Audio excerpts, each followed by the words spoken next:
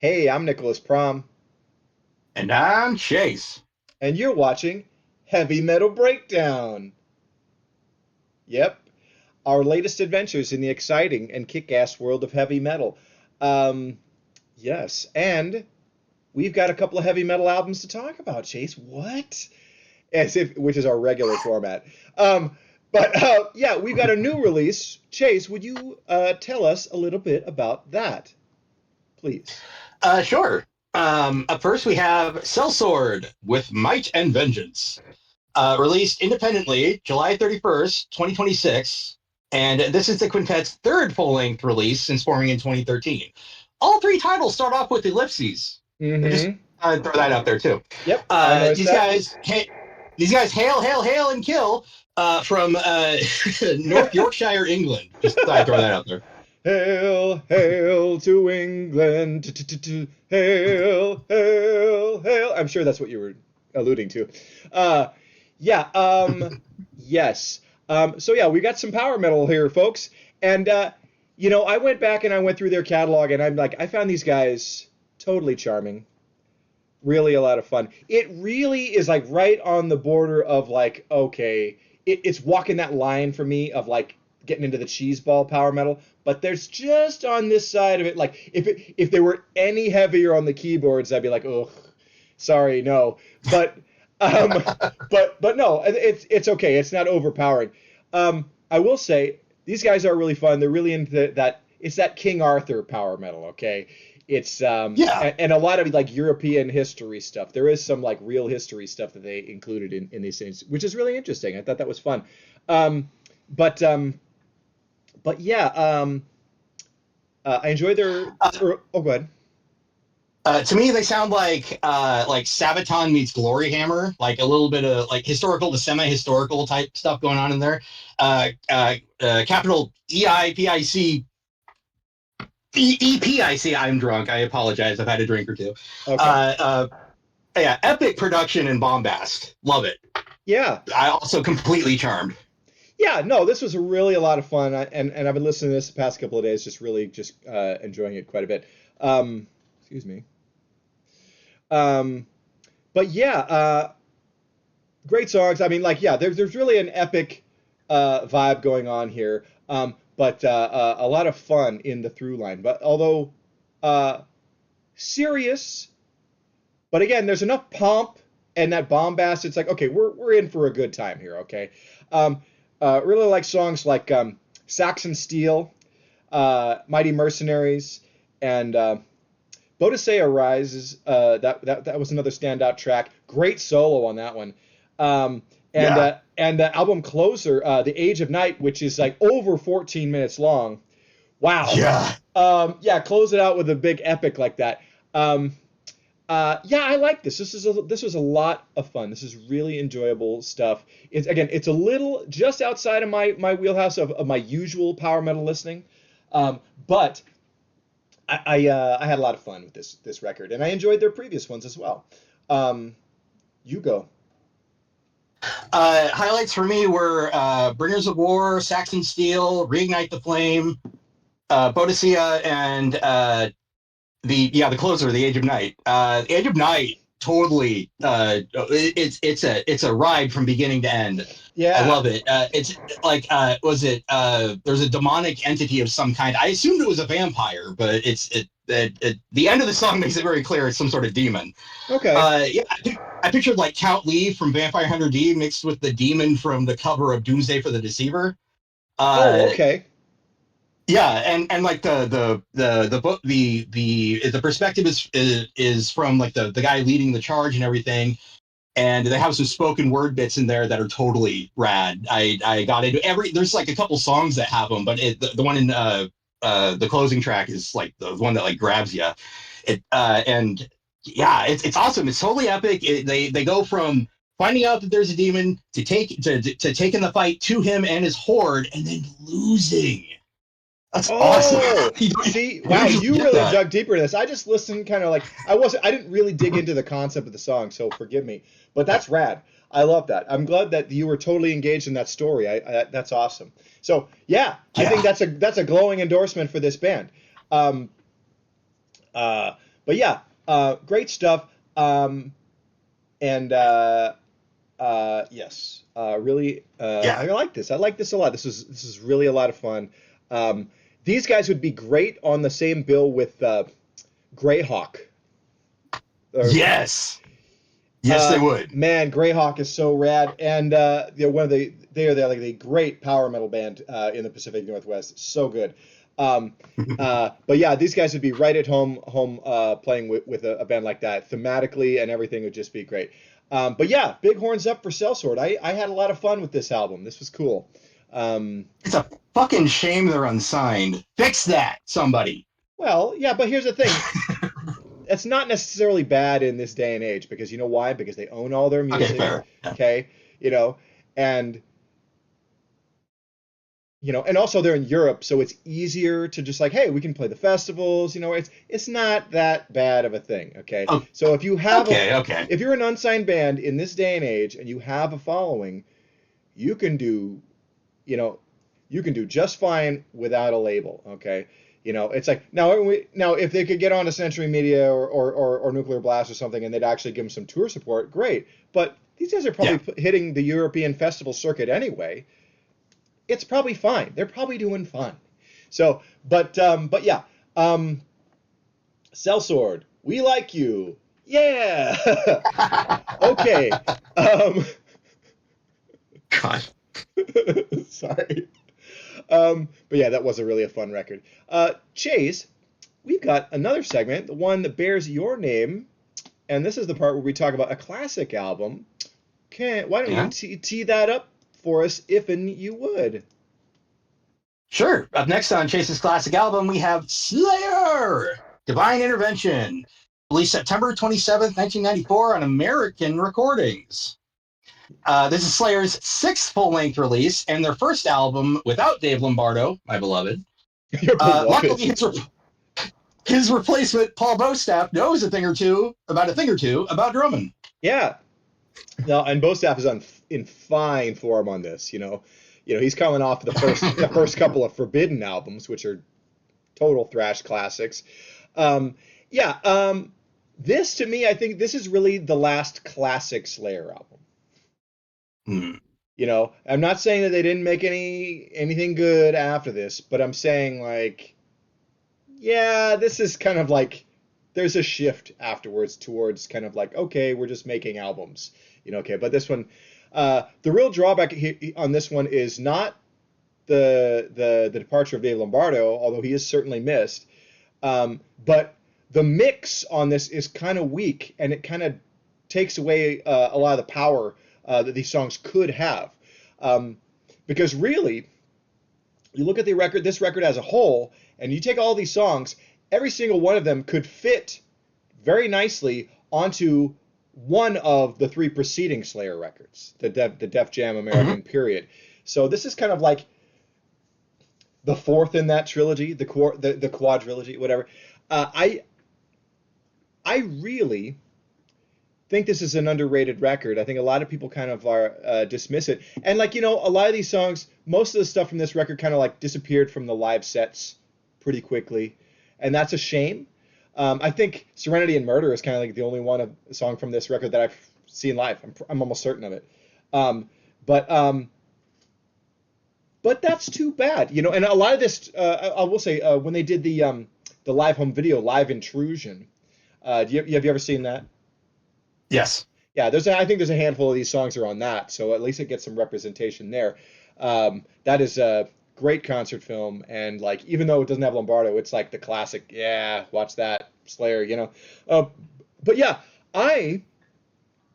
this was my second Slayer album, my second attempt at checking out Slayer, and just for whatever reason, they just did not click with me. I don't know why. Like I was so like, well, I'll keep listening to Megadeth till I figured it out, but didn't do that with Slayer.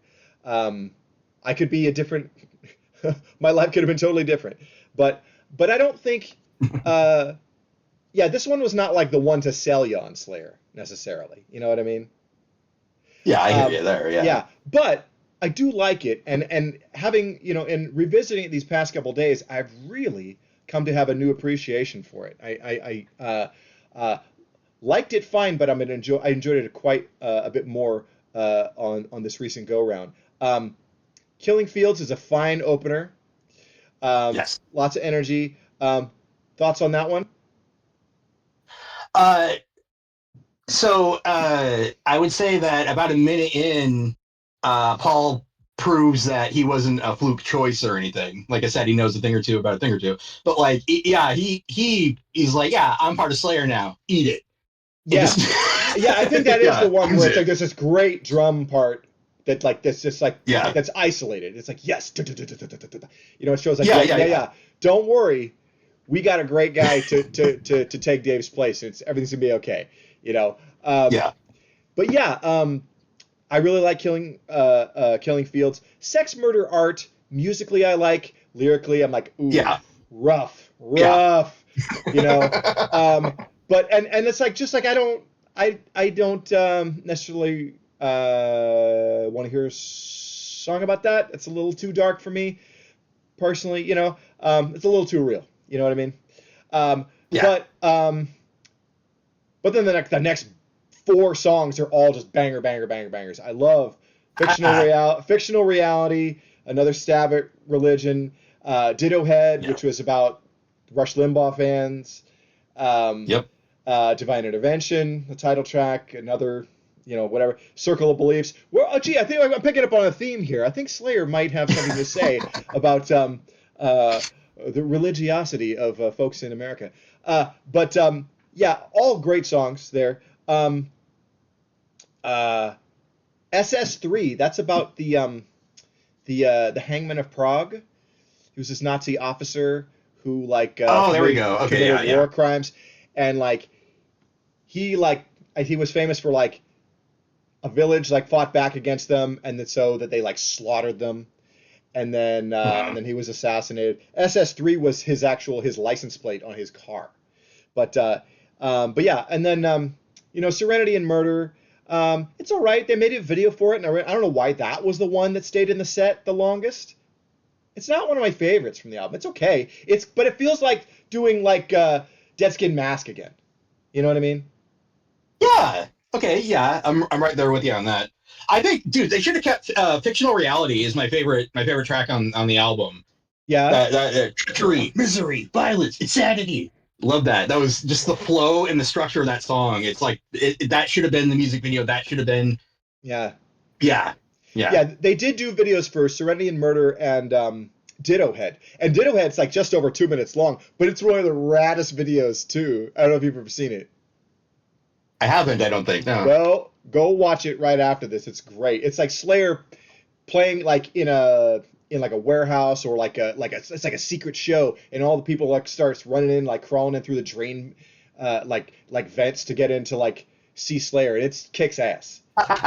It's so Okay. cool. Okay. Awesome. I haven't seen it in a while, but it was like that was the first thing I ever saw of Slayer. I'm like, whoa, okay, that's pretty cool. So it's you know it's kind of stuck in my head, um, but then I really like 213 is really good, and Mind Control is a great closer, and it's like yes, it closes on a ripper of a song. I concur. Yeah, yeah, Yeah, I think I also believe this one is highly underrated, and everyone's just like, oh, you know, there's groove in it, it's less thrash. It's like there's still plenty of thrash in here, and yes, there is some groove in here. Fucking cry about it. I don't know what to say. yeah. Well, dude, I think this is probably the most thrash metal, like pure thrash metal album of 1994. Like, I mean, like think about like okay, Anthrax had transitioned to their new sound. They had Sound of White Noise, okay, and we like that sound, okay, but it's not thrash anymore, okay. You know, Yeah, we just reviewed Megadeth's album of 1994, okay. Metallica were yeah. like still touring on the Black Album in '94, right? Um, Hmm. and yeah, I want to say '94. Is that when? I think that's when Testament put out Low, which is a great record. I think that's right. Um, but yeah, honestly, I think this is a great record. It would be great to have it remixed and remastered because I think Yes. a reappraisal of this album is kind of overdue. I think it really is an excellent Slayer album, and yeah, I want to say I think part of the reason I didn't like this one didn't make me fall in love with Slayer either. You know, I it kind of it clicked later. Was like I said, I've never loved Tom Araya's vocals. I like his Yes. I like his highs, but his mid to low stuff is just kind of serviceable to me. Like it's like okay, but and I think it gets progressively like less impressive on the albums after this. You know what I mean? Uh, Yeah. yeah. So, but yeah, I think this is a great Slayer record. I really do, and I think it's. I'm not a ranker, but I mean, honestly, I would put this somewhere between South of Heaven and Seasons as far as my enjoyment level. I really did like this a lot. Um, if the record sounded a little better, I think a lot more people would be like, yeah, you know what, Divine Intervention is great. Um, yeah, I hope I want to be right there with you on that, but I think people are just picky bastards sometimes, and just oh sure, I don't know. But no, yeah, like a well, like you said, a touch up on this in the studio department would have been nice at some point. But what are we gonna do? yeah, yeah. But overall, what do you think about this album? No, I like it quite a bit. I agree that it's less than Slayer compared to their older stuff in terms of like their thrash and their like, oh, we're satanic and all that kind of crap. I mean, look at that album cover. That's the pinnacle again, isn't it? The Yeah, swords and the I love that. That is such a yeah rad image, and like I always have been like, whoa, like this was like the first image like I ever saw of Slayer. You know, and I told you I saw the Head video. I was like, whoa, what is that? yeah You know, like Slayer was kind of scary. You know, like I was getting, when I was getting yeah into metal, I think I was hesitant about Slayer because I was like, whoa, like but I came around, okay, yeah but stuff like this kind of spooked me. I had a religious upbringing, so you know, yeah. um, but um, but yeah, no, I think this is really is a classic from Slayer, and yeah, like it quite a bit. Um, are we good here, Chase? Horns up for Divine Yeah, man. Intervention? Yeah. Slayer, Yeah. Slayer, Slayer. Okay, yeah. Okay, so hey, why don't we then just talk about some upcoming shows? We got some stuff in the in the offing. I don't know what I'm saying. Uh, Pipeline. God, words are hard. You're the drunk one. I don't know what I'm doing right now. Um, okay, so August 13th through the 16th in Seattle at the substation, you can attend if and you wanna the Soldiers of Steel Festival with headliners that include Sanctuary, Liege Lord, Sacred Blade, Hell Witch, Saint, and the Accused AD, alongside a couple dozen other great speed, thrash, power, and traditional heavy metal bands. This is just a feast for old school style heavy metal heads. Yeah, man. You're gonna love it. So go do it if you can. If you happen to be in town in Portland that weekend, a couple of bands from that festival, Adamantis and Tower Hill, will be playing at the Hawthorne Hideaway, and they'll have vocal support from Nocteris, who I erroneously called a traditional metal band last week. I looked them up, and they are a symphonic black/death metal band, so I will not be listening to them at all. Uh, but Aw. and also I'm like, oh, I don't even know Dimmu crap. Come on.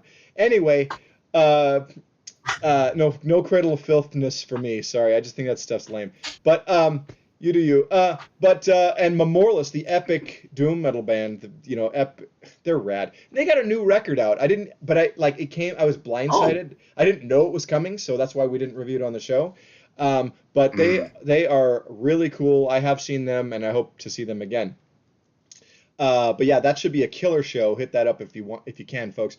But I also recommend, and I'm going to be at this, and I think you will too, the Summer Shred Music Fest.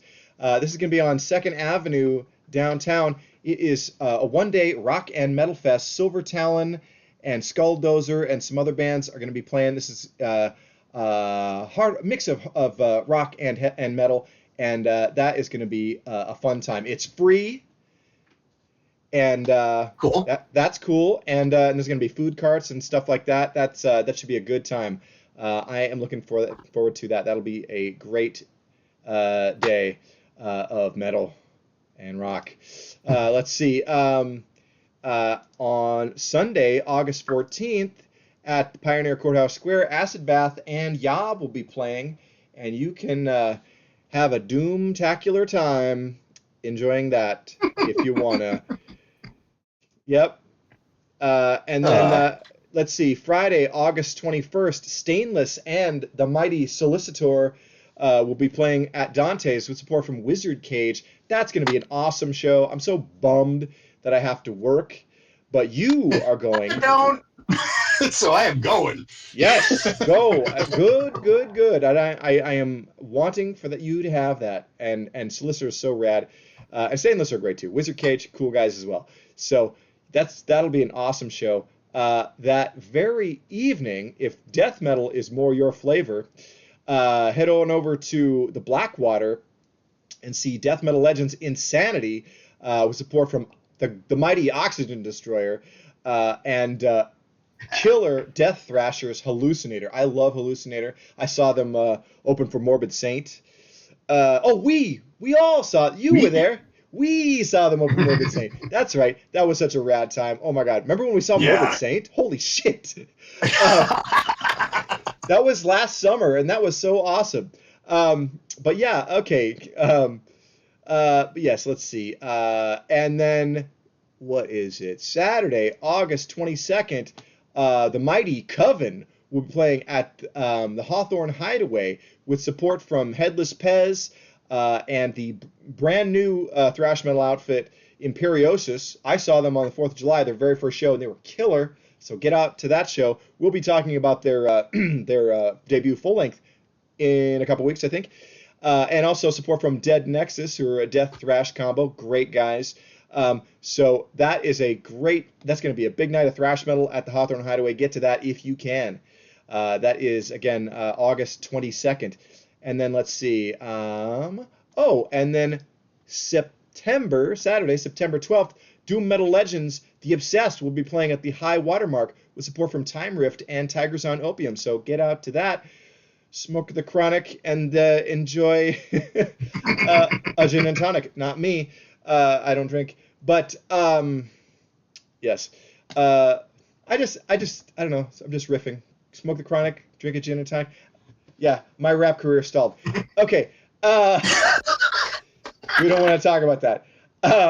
But anyway, after Chase is done laughing, do you have a sign off for us, man? I believe so. Thanks for watching Heavy Metal Breakdown. Like, comment, subscribe, and remember, I was made for loving you. You were made for loving me. Wow, a Kiss reference, and you're not a Kiss fan. Okay. Not at all. Yeah. Oh, you listen to Creatures of the Night. That album is metal as heck. Anyway, thanks for watching, everybody. Good night.